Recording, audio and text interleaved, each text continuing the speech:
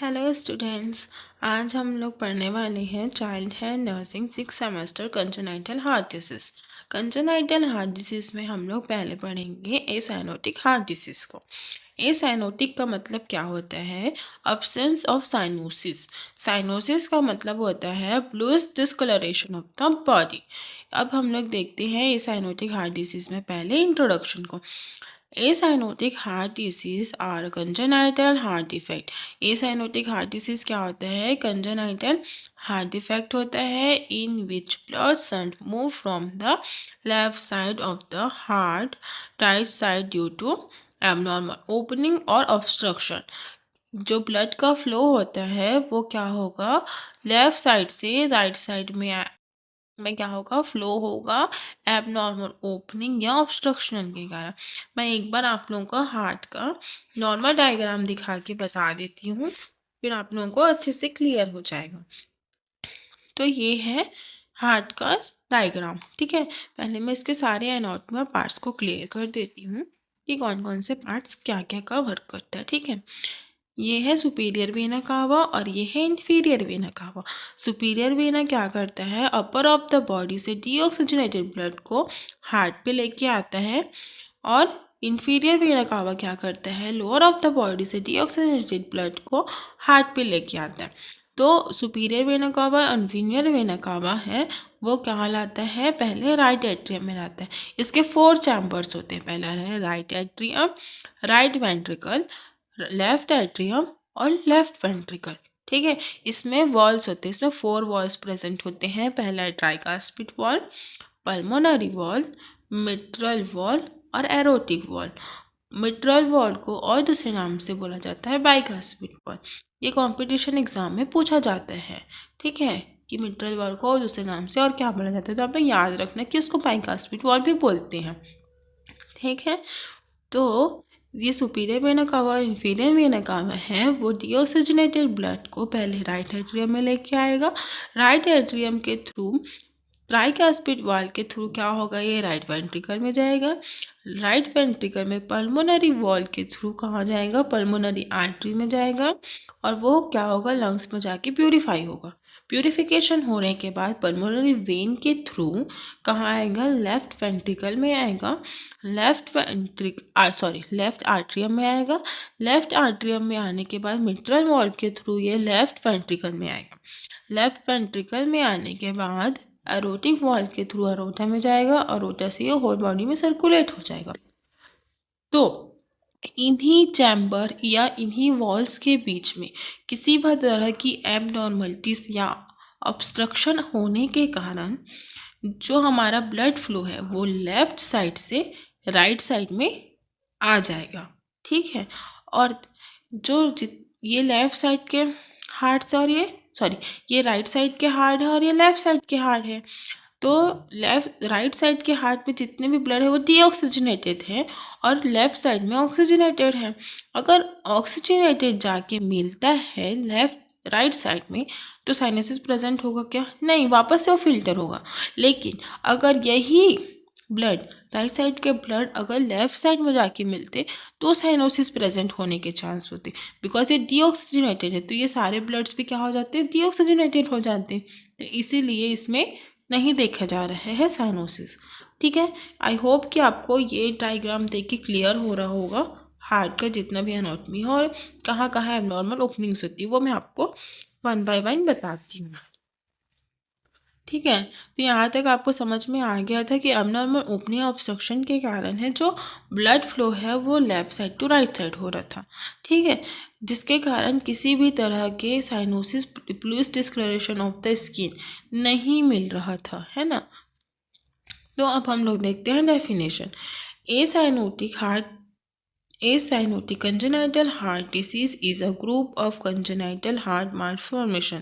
Malformation का मतलब होता है एबनॉर्मल स्ट्रक्चर, ठीक है, in which the shunt is left to right और there in obstructional without mixing of oxygenated and deoxygenated blood, so cyanosis does not acre.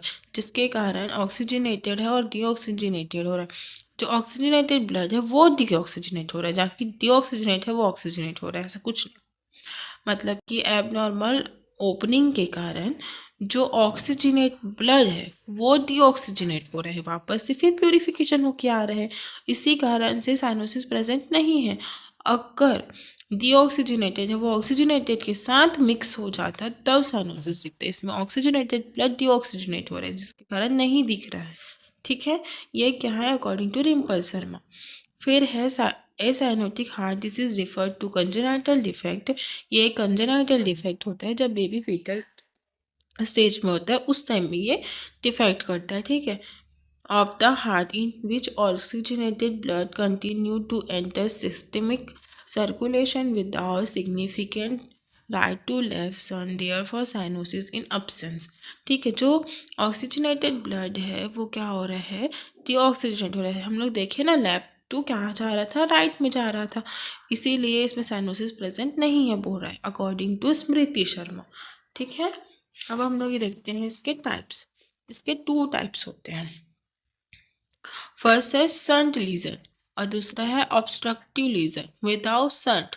Shunt lesion का मतलब होता है एबनॉर्मल ओपनिंग और ऑब्स्ट्रक्टिव लीजन का मतलब होता है नैरोइंग हो जाएगा वो पार्ट्स। ठीक है, जैसे आर्टरी नैरो हो जा रहा है, वेन्स नैरो हो जा रहे हैं, या रोटा या तो वो क्या हो जाएगा, ऑब्स्ट्रक्टिव हो जाएगा, नैरो हो जाता है। तो संट में आता है आर्ट्रियल सेप्टल डिफेक्ट। इसको शॉर्ट नेम्स भी आता है कि एएसडी क्या होता है, वीएसडी, पीडी, एवीएसडी क्या होता है करके शॉर्ट फॉर्म में भी आता है। तो आप लोगों के इसके शॉर्ट फॉर्म भी याद होने चाहिए। तो atrial septal defect, ventricular septal defect, VSD, patent ductus arteriosus, और है आर्टरी वेंट्रिकुलर सेप्टल डिफेक्ट जिसको बोलते हैं एवीएसडी। ठीक है, ऑब्स्ट्रक्टिव लीजन है विदाउट संट। इसमें आते हैं 3 types, pulmonary stenosis, aortic stenosis, coarctation of aorta. कोहर्टेशन ऑफ अरोटा में क्या होगा, जो एरोटा है वो नैरो हो जाएगा, एरोटिक में जो एरोटिक वॉल है वो नैरो हो जाएगा, पल्मोनरी में जो पल्मोनरी वॉल है वो क्या हो जाएगा, नैरो हो जाएगा। ठीक है, और आर्टियल सेप्टल डिफेक्ट में जो आर्ट्रियल सेप्टम्स हैं वो क्या हो जाएगा, अनअबनॉर्मल ओपनिंग हो जाएगी, और वेंट्रिकुलर में ventricles abnormal opening, patent duct में एरोटा और पल्मोनरी के बीच में हो जाएगा एबनॉर्मल ओपनिंग। ठीक है, वेंट्रिकुलर्स में क्या हो जाएगा, जो वेंट्रिकल्स है और आर्टरी और वेंट्रिकल्स है उसके बीच में हो जाएगा। ठीक है, मैं आपको आगे ड्राइंग में दिखाऊंगी डायग्राम में, तो आप लोगों को क्लियर समझ में आ जाएगा। तो हम लोग पहले देखते हैं सन डिजाइन में atrial septal defect, hole in the atrial septal causing blood flow from left atrium to right atrium. ठीक है, जो ब्लड का फ्लो होगा वो क्या होगा, लेफ्ट टू राइट की ओर होगा, और जो आर्ट्रियल सेप्टल है वहाँ पर होल होगा। दिख रहा है आपको डायग्राम से, सब समझ में आ रहा होगा। तो जो आर्ट्रियल सेप्टल डिफेक्ट है, अगर उस आर्ट्रियल सेप्टम में अगर उसके अपर साइड में होल होता है तो उसको बोलते हैं अपर आर्ट्रियल सेप्टल डिफेक्ट, अगर लोअर में होता है तो लोअर आर्ट्रियल सेप्टल डिफेक्ट, और अगर बीच में होता है तो मिडिल आर्ट्रियल सेप्टल डिफेक्ट। ठीक है, ये उसके टाइप्स हैं। तो ये आर्ट्रियल सेप्टल डिफेक्ट आपको क्लियर है। फिर देखते हैं ventricular septal defect. Ventricular septal defect क्या होता है, वेंट्रिकुलर से सबको समझ में आ रहा है कि वेंट्रिकल्स में क्या होगा, वेंट्रिकुलर सेप्टल्स में वेंट्रिकुलर सेप्टल में होल होगा, जैसे कि देख रहे हो आप लोग, hole in the ventricular septum leading to blood flow left ventricle to right ventricle. ये वेंट्रिकल है और यहाँ पर होल हुआ है, तो जो ब्लड का फ्लो एरो से समझ में आ रहा है कहाँ आ रहा है, लेफ्ट टू राइट की ओर आ रहे हैं। ठीक है, ये क्लियर है।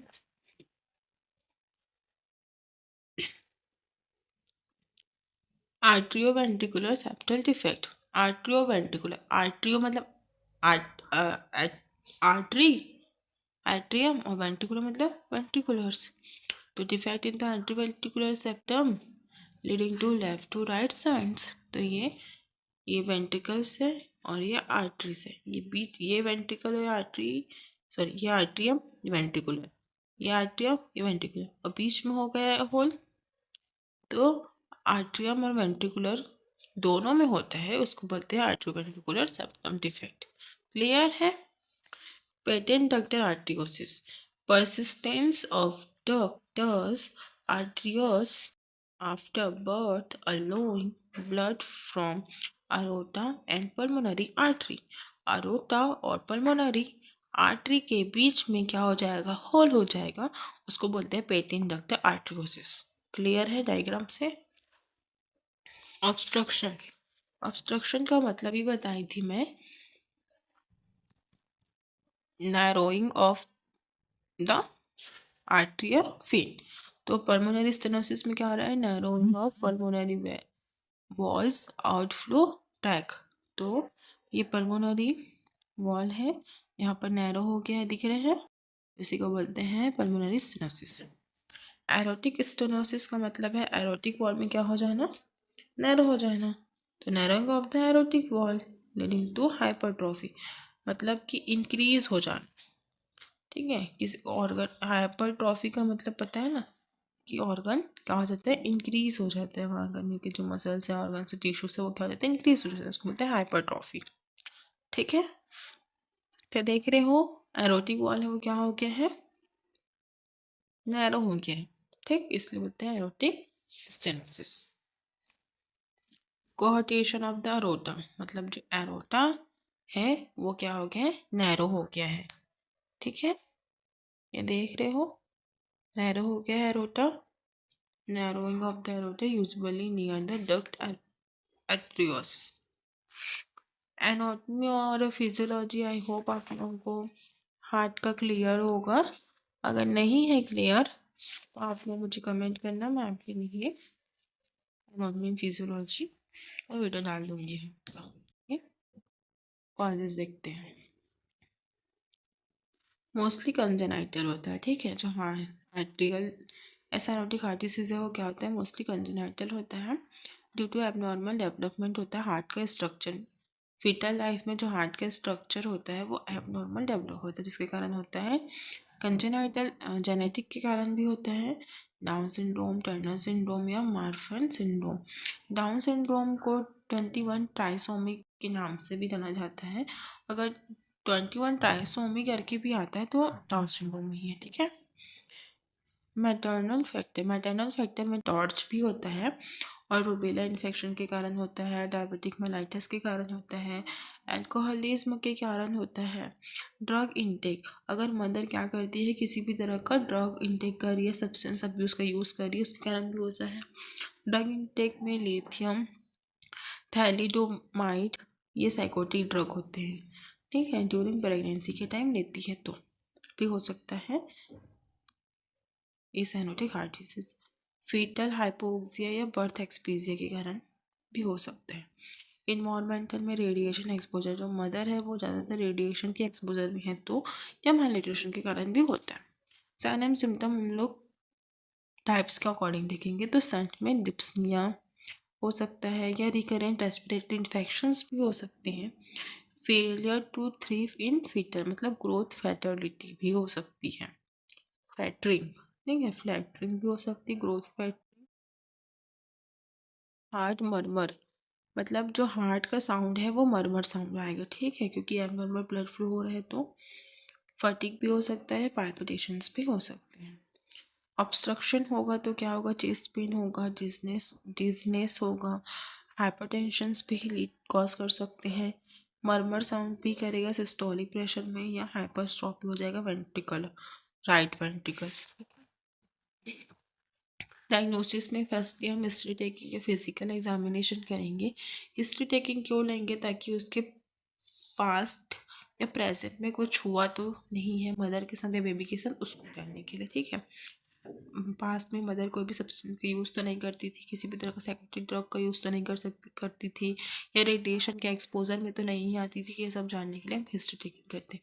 फिजिकल एग्जामिनेशन में जो बेबी का है उसका हेड टू टू एग्जामिनेशन करते हैं, किसी तरह के और एबनॉर्मलिटीज़ तो नहीं है करके। चेस्ट एक्सरे करेंगे, जिसमें रेडियोमेगाली करेंगे, इंक्रीज पल्मोनरी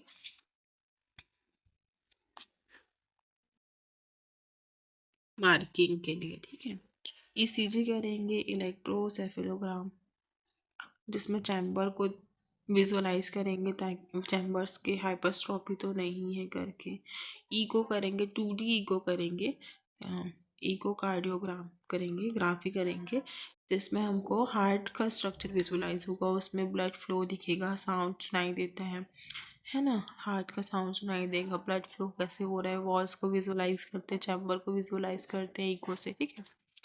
कार्डियक को कैथेटराइजेशंस भी करते हैं कि जो संट का साइज है वो कितना है का पता करने के लिए, ठीक है। टाइप्स के अकॉर्डिंग भी डायग्नोसिस करते हैं। अगर ASD है तो कैसे करेंगे, हार्ट साउंड को चेक करेंगे ऑस्कल्टेशन के थ्रू, ठीक है। फिक्स्ड स्प्लिटिंग करेंगे, है ना। VSD में क्या करेंगे, पेनसाइटोलिक मर्मर साउंड को क्या करेंगे, ऑस्कल्टेट करेंगे। PDA में क्या करेंगे, भी साउंड्स को ही क्या करेंगे, इसमें कौन सा साउंड आता है, मैचेनरी मैचेनरी साउंड आता है, ठीक है। देखो, तो ये साउंड को विजुअलाइज करें। तो देखते हैं कोहर्टेशन ऑफ द एरोटा में क्या करेंगे, रेडियो फीमोरल डेली या एक्सरे करेंगे, ठीक है। फिर उसके बाद है मेडिकल मैनेजमेंट में पहले देखते हैं मेडिकल मैनेजमेंट। डायरोटिक देंगे, डायरोटिक में हम लोग फ्रूसामाइड देंगे। फ्रूसामाइड क्या करेगा, रिड्यूस करेगा पल्मोनरी कंजेशंस को। फिर देंगे डाइगोसिन को देंगे, जो क्या करेगा, इम्प्रूव करेगा मायोकार्डियल कॉन्ट्रैक्टिलिटी को। फिर है ACE इनहिबिटर, इसमें आता है कैप्टोप्रिल या एनालप्रिल, जो रिड्यूस करता है आफ्टर लोड को, जब भी हार्ट में लोड होगा उसको क्या करेगा, रिड्यूस करेगा। फिर उसके बाद देखते हैं एंटीबायोटिक या प्रोफिलैक्सिस, जो प्रिवेंट करता है इन्फेक्शन से या एंडोकार्डियाटिस से। एंडोकार्डियाटिक्स मतलब कि inflammation of the endocardial layer, ठीक है, लेयर। फिर देखते हैं आर्डियोमेथासिन या आइबोप्रोफेन, जो क्या करेगा, क्लोज करेगा डक्ट को। सर्जिकल मैनेजमेंट करेंगे, उसमें ASD है, ये क्या करेगा, कैथेटराइजेशन करेंगे, ठीक है। इसमें भी VSD है, इसमें पैचर क्लोज करेंगे, जो वेंट्रिकुलर सेप्टल हो रहा था, जो होल हो रहा था वेंट्रिकल्स में, उसको क्या करेंगे, क्लोज करेंगे। PDA सर्जिकल लैजेशन और कॉइल इम्बोलाइजेशंस में भी क्या करेंगे हम लोग, पैक्टल डक्टल डिफेक्ट में क्या हो रहा था, पल्मोनरी और एरोटा में क्या हो रहा था, एब्डोमिनल ओपनिंग हो रहा था, उसको क्या करेंगे, ट्रीट करेंगे, ठीक है। फिर है पल्मोनरी और एरोटिक स्टेनोसिस, मतलब कि वो पल्मोनरी या एरोटिक, पल्मोनरी वॉल या एरोटिक वॉल है, वो क्या हो जा रहा था, नैरो हो जा रहा था, उसमें बैलून इन वैल्यू लोप्लास्टी या रिप्लेसमेंट करेंगे, ठीक है। बैलून लाइक कैथेटर इंसर्ट करेंगे, ठीक है, किसमें, वॉल्स में, और देन क्या करेंगे, उसको नैरो हुआ है उसको क्या करेंगे, इनलार्ज करेंगे, ठीक है, नॉर्मल शेप एंड साइज में उसको लेके आएंगे। फिर कोहर्टेशन ऑफ द एरोटा, मतलब एरोटा है वो नैरो हो गया था, तो उसके लिए भी क्या करेंगे, एंजियोप्लास्टी करेंगे या स्टेंट प्लास्टी करेंगे, ठीक है। इसमें भी वही सेम प्रोसीजर को अप्लाई करते हैं, ठीक है। नर्सिंग मैनेजमेंट में क्या करते हैं हम लोग, मॉनिटरिंग वाइटल साइन करेंगे, ठीक है। हम लोग कंटिन्यू क्या करेंगे, मॉनिटर करेंगे वाइटल साइन को, हार्ट साउंड को, ऑक्सीजन सैचुरेशंस को क्या करेंगे, मॉनिटर करेंगे। एडमिनिस्टर करेंगे प्रिस्क्राइब्ड मेडिकेशन, जो भी फिजिशियंस है वो प्रिस्क्राइब किया रहेगा उसी को हम लोग क्या करेंगे, एडमिनिस्ट्रेशन करेंगे और मॉनिटर करेंगे इफेक्ट साइड इफेक्ट को, ठीक है। मेंटेन करेंगे फ्लूइड बैलेंस करेंगे एंड मॉनिटर करेंगे उसके वेट को। प्रोवाइड करेंगे ऑक्सीजन थेरेपी को जब डॉक्टर हमको प्रिस्क्राइब करे तब। पोजिशनिंग प्रोवाइड करेंगे तो सेमी फ्लोर्स टू रिड्यूस, है ना, सेमी फ्लोर पोजिशन उसको क्या करेंगे, प्रोवाइड करेंगे, ठीक है। फिर देखते हैं नर्सिंग रिस्पॉन्सिबिलिटी, इसमें हम लोग क्या करेंगे, early detection and reporting of abnormal sign. अगर किसी भी तरह का एबनॉर्मल साइन एंड सिम्टम हमको शो होता है तो हम लोग अर्ली डिटेक्ट और रिपोर्ट करेंगे, ठीक है। असिस्ट इन डायग्नोस्टिक टेस्ट, हम लोग क्या करेंगे, असिस्ट करेंगे डायग्नोस्टिक टेस्ट को, जैसे कि ECG या इको, ठीक है। प्रिपेयर करेंगे child and family for surgery, ये हम लोग क्या करेंगे, चाइल्ड का सर्जरी करेंगे तो प्रिपेयर करेंगे चाइल्ड्स को भी, जो भी पेशेंट है उसको, और उसके रिलेटिव फैमिली मेम्बर्स को या पेरेंट्स को, ठीक है।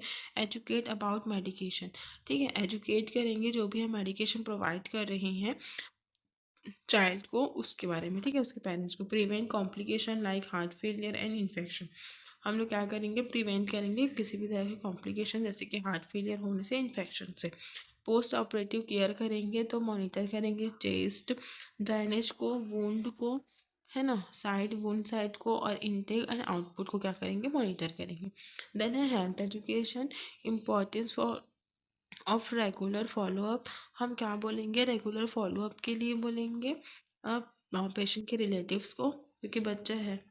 फिर उसके बाद क्या करेंगे, address to medication and prophylactic antibiotic, ठीक है, मेडिकेशन प्रॉपर देने के लिए बोलेंगे और एंटीबायोटिक्स को। एजुकेट करेंगे पेशेंट को about sign of heart failure, difficulty of breathing, swelling, poor feeling, है ना। जो पेरेंट्स है उसको क्या करेंगे, एजुकेट करेंगे हार्ट फेलियर के साइन की, अगर डिफ़िकल्टी ऑफ ब्रीथिंग है, स्वेलिंग है, पुअर फीडिंग है, तो ये सब होता है, ठीक है। इनकरेज करेंगे adequate rest and avoid strenuous activity, ठीक है, एडल्ट में करेंगे तो। Immunisation should be completed and timely, बच्चे का इम्यूनाइजेशन है वो क्या होना चाहिए, टाइम टू टाइम होना चाहिए। काउंसलिंग के लिए बोलेंगे किसको, पेरेंट्स के काउंसलिंग के लिए, ठीक है। About genetic risk and failure pregnancy, ठीक। Okay, thank you for watching my video and take care, bye bye.